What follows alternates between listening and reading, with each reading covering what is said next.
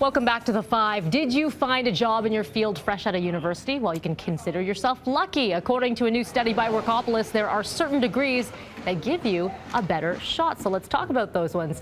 Peter Harris joins me now, editor-in-chief at Workopolis. You also led this study. It was over a decade that you looked at a bunch of numbers that you had in your database. Let's look at those degrees. What are the degrees that are getting people the jobs?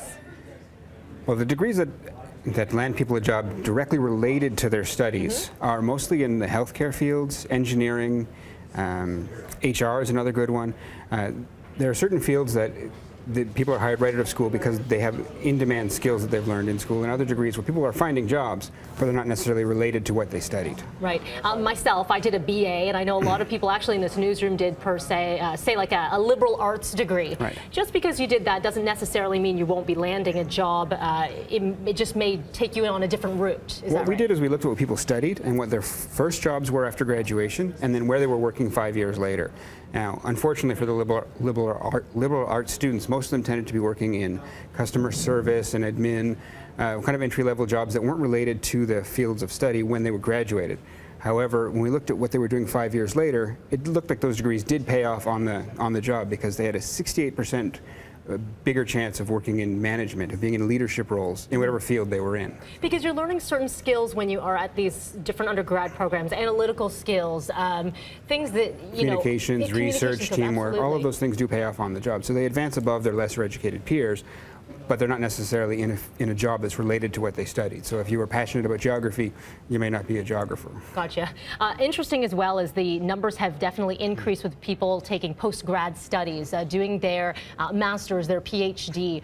Does that necessarily pay off in the end? What we looked at was the top level of education on Canadian resumes, and yet you're right, there's a lot more advanced degrees now as well as college certificates. So people are spending more time in school than they used to. Unfortunately, what you have to think about is what employers look for when they're hiring, and it turns out education is amongst the last things they search for. When they're checking resumes, they look for skills, experience, previous employers, even accomplishments. Where you're physically located, how recently you've updated your resume, all of that before they check for your education.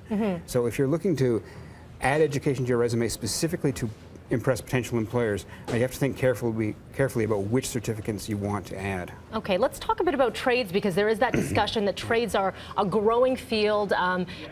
Electricians, mechanics, there's a massive need for them right now in the workforce. And so I know several students who are studying right now, and they're getting apprenticeship jobs right out of the gate.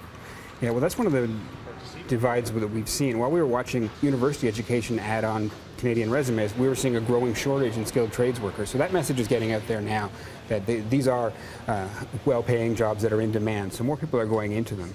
If I were going to advise a young person right now, I would actually say, get an education in business or marketing as well as a skilled trade like electricity or plumbing.